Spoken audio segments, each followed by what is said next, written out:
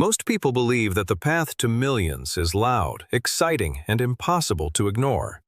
They imagine tech startups, viral apps, luxury brands, or the next big social platform.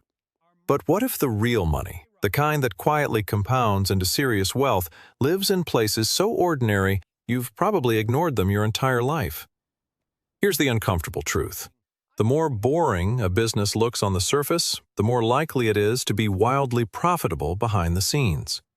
While everyone is chasing attention, these businesses are quietly collecting checks. Think about this for a second. When was the last time you got excited about a waste management company? Or a business that rents portable toilets? Probably never. Yet companies like Waste Management Inc. generate billions annually, operating in an industry most people wouldn't even consider. And this isn't an exception, it's a pattern. The reason is simple, but almost no one talks about it. Exciting businesses attract attention. Attention attracts competition, and competition destroys margins. Boring businesses do the opposite. They sit in the background, solving unglamorous, unavoidable problems that people are willing to pay for again and again. In his book, The Personal MBA, Josh Kaufman explains that the best businesses aren't the ones that look impressive. They're the ones that reliably solve painful problems. And nothing creates consistent demand like problems people don't want to think about. Trash still needs to be collected. Pipes still clog. Documents still need shredding. These are not trends. These are constants. Now imagine two entrepreneurs. One builds a flashy clothing brand, spending thousands on marketing, fighting for attention in a saturated market.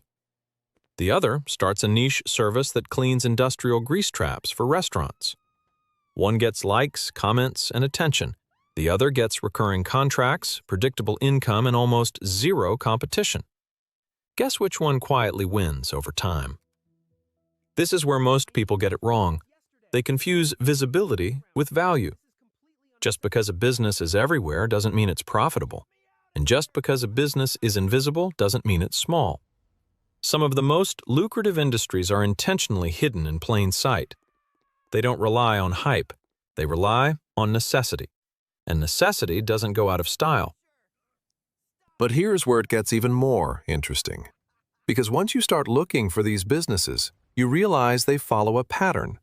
A very specific pattern that explains exactly why they make so much money while staying completely overlooked. And once you see that pattern, you won't be able to unsee it. If boring businesses are so profitable, why doesn't everyone rush into them the moment they realize it? Because the advantage isn't just in what these businesses do, it's in how people think about them. Most people are wired to chase novelty. We're drawn to what's new, visible, and socially validated. A startup that gets featured in headlines feels like opportunity. A company that quietly invoices clients every month for a service nobody talks about feels invisible. But that bias is exactly what keeps the competition away. In Thinking Fast and Slow, Daniel Kahneman describes how our brains are naturally pulled toward what's vivid and easy to imagine. We overvalue what we see and underestimate what we don't. That's why people flood into industries like e-commerce, content creation, and tech startups, because they can picture the success. Meanwhile, industries like pest control, commercial cleaning, or document storage remain overlooked, even though they generate consistent, often higher margins. But psychology is only one piece of the puzzle. The real engine behind these businesses is something far more powerful: recurring, unavoidable demand. These companies don't need trends, virality, or constant reinvention. They operate in markets where customers don't ask, "Do I want this?" They ask, "Who can handle this for me?" Take something as simple as water. Not bottled water brands, the infrastructure behind it. Companies that manage water treatment, plumbing systems, and industrial filtration rarely get attention. Yet they operate in a space where demand is non-negotiable. According to research discussed in The Outsiders by William N. Thorndike, many of the highest-performing companies focused on steady, predictable cash flow rather than rapid, attention-driven growth. They weren't exciting, but they were relentless. There's also a structural advantage most people completely miss: friction. Boring businesses often have small barriers that feel annoying enough to keep people out, but not difficult enough to stop those who commit. Licensing, regulations, physical work, or simply the lack of cool factor quietly filter out competition. What's left is a market with fewer players and more room to profit. And then there's pricing power. When a service solves a problem people urgently need fixed, like a broken sewer line or a pest infestation, price becomes secondary. Customers don't shop for the cheapest option. They look for the fastest, most reliable solution. That shift alone changes everything about how money flows in these industries. This combination, low competition, constant demand, and high urgency, creates a kind of business environment that's almost unfair. While flashy industries fight over attention and squeeze margins thinner every year, these companies operate in the background, stacking predictable revenue with far less noise.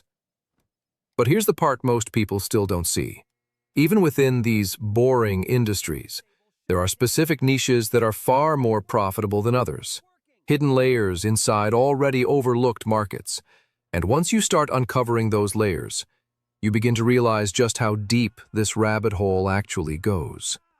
Most people assume that if a business is boring, it must also be small.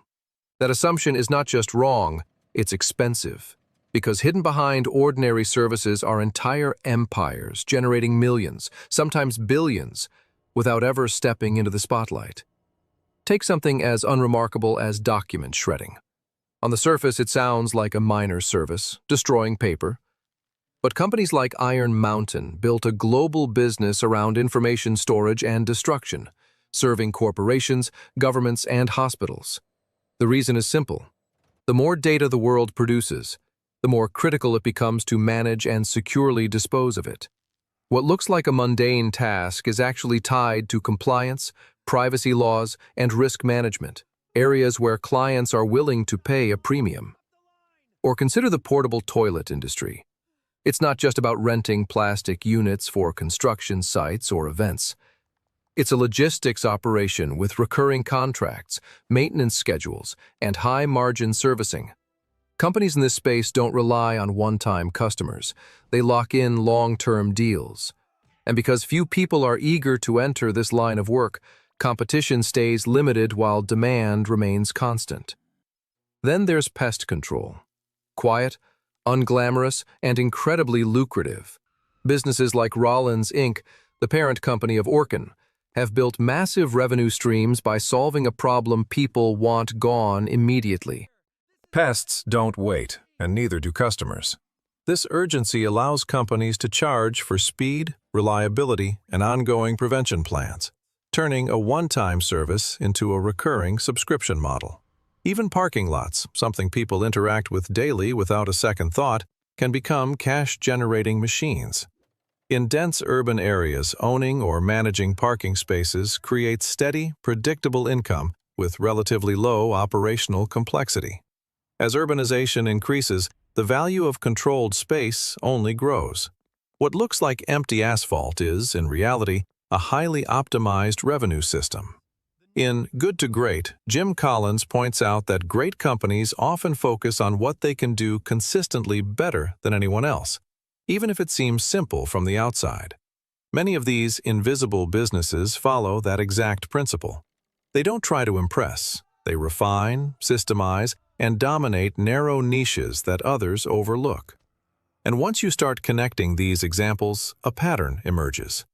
These businesses are not random. They sit at the intersection of necessity, repetition, and avoidance. Problems that people have, experience regularly, and would rather pay someone else to deal with. But here's where it becomes even more counterintuitive. If these businesses are so effective, so profitable, and so consistent, why aren't they constantly talked about, copied, and flooded with new competitors? The answer isn't just about economics. It's about perception, and that's where things start to get even more interesting. If these businesses are so profitable, stable, and proven, you'd expect them to dominate headlines, attract waves of new entrepreneurs, and become overcrowded overnight. But the opposite happens. They stay quiet, almost invisible. And that's not an accident. It's a consequence of how attention works. Media doesn't reward stability. It rewards novelty. A startup raising millions to disrupt an industry is a story. A company steadily generating cash by cleaning grease traps for restaurants is not. One feels like the future. The other feels like background noise.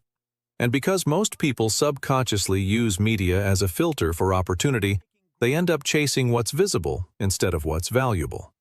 There's also a social factor that quietly shapes decisions. People don't just choose businesses based on profit, they choose based on identity. Running a tech company sounds impressive. Running a septic tank service does not. Even if the second option makes more money, it carries less status. In Status Anxiety, Alain de Botton explores how deeply our choices are influenced by how we expect others to perceive us. And in business, that pressure pushes people away from highly profitable but unattractive industries. Another reason these businesses stay hidden is that they don't need attention to grow. Many of them rely on contracts, referrals, or long-term clients rather than mass marketing. A commercial cleaning company, for example, doesn't need millions of followers.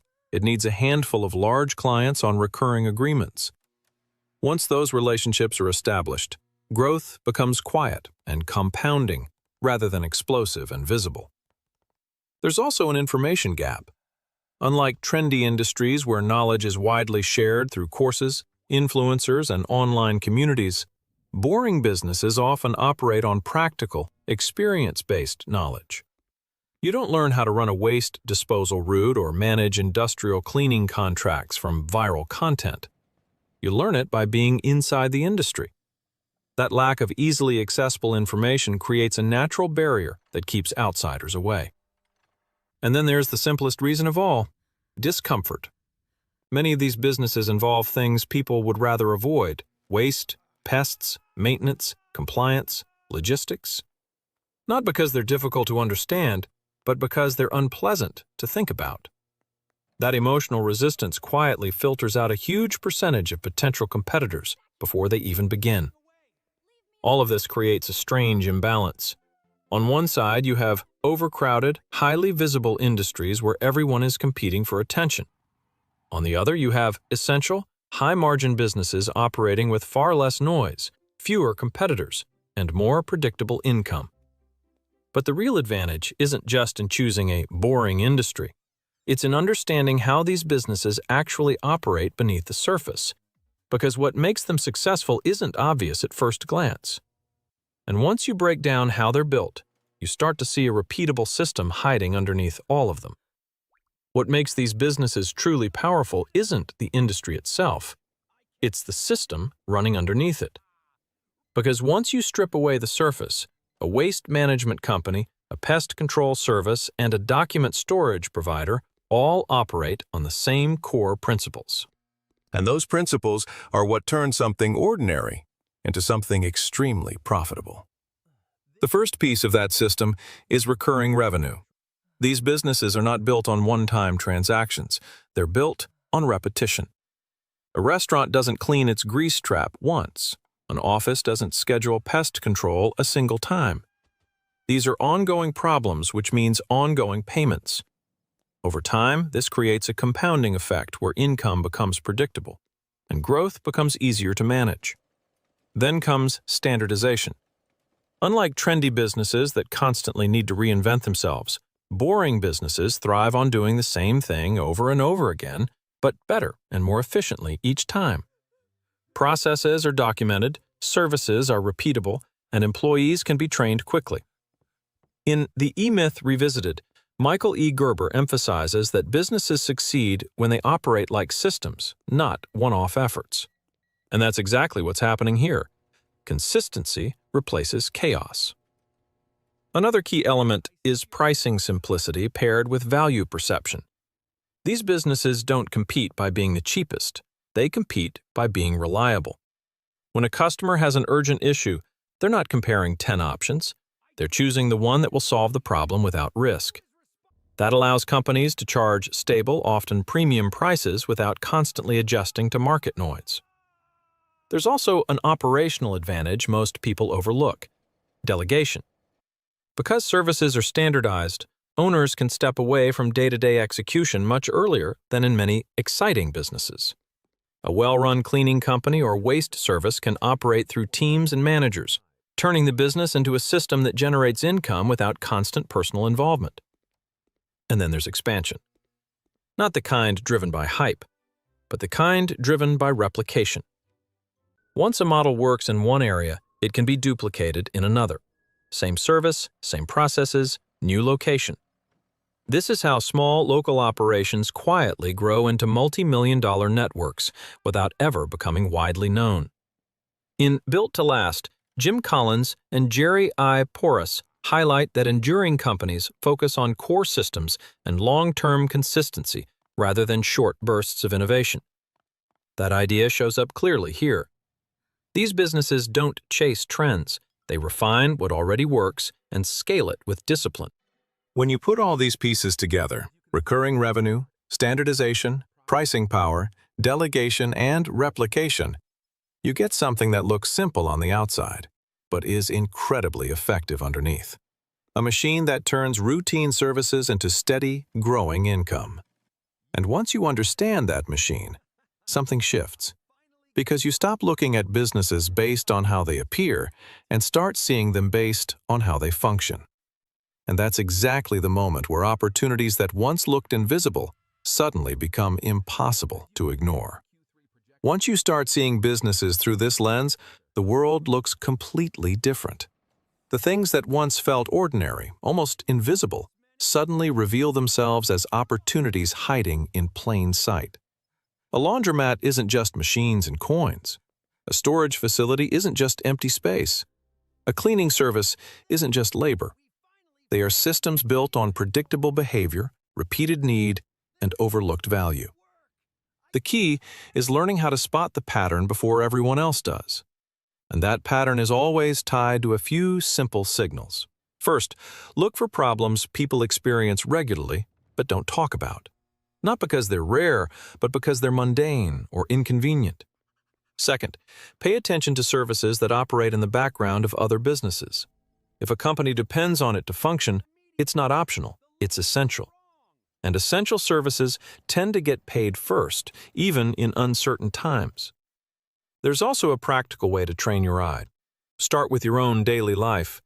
Every time you outsource something, whether it's getting your car repaired, ordering delivery, or relying on internet infrastructure, you're interacting with a business model. But instead of focusing on the brand, look at the function. What problem is being solved? How often does it occur? And what would happen if that service disappeared tomorrow? The more uncomfortable the answer, the stronger the opportunity. Research from 0 to 1 by Peter Thiel often gets associated with innovation. But one of its quieter ideas is about monopoly through specificity, dominating a narrow space so completely that competition becomes irrelevant. Many boring businesses achieve exactly that, not by inventing something new, but by owning a necessary niche in a specific market. Another approach is to look where others aren't willing to go. Not recklessly, but rationally. Industries with mild friction, regulations, logistics, or physical work often reward those who are willing to navigate them. These barriers don't eliminate competition entirely, but they reduce it enough to create breathing room. And perhaps the most important shift is this: stop asking, "Is this exciting?" and start asking, "Does this repeat?" Because repetition is where stability turns into scale. A single transaction can make money. A repeated transaction builds wealth. At that point, the idea of a boring business starts to disappear entirely. What's left is something much more practical and much more powerful. Systems that quietly run, solve problems, and generate income whether anyone is paying attention or not. And once you truly understand that, you're no longer looking for the next big thing. You're recognizing the things that have been working all along.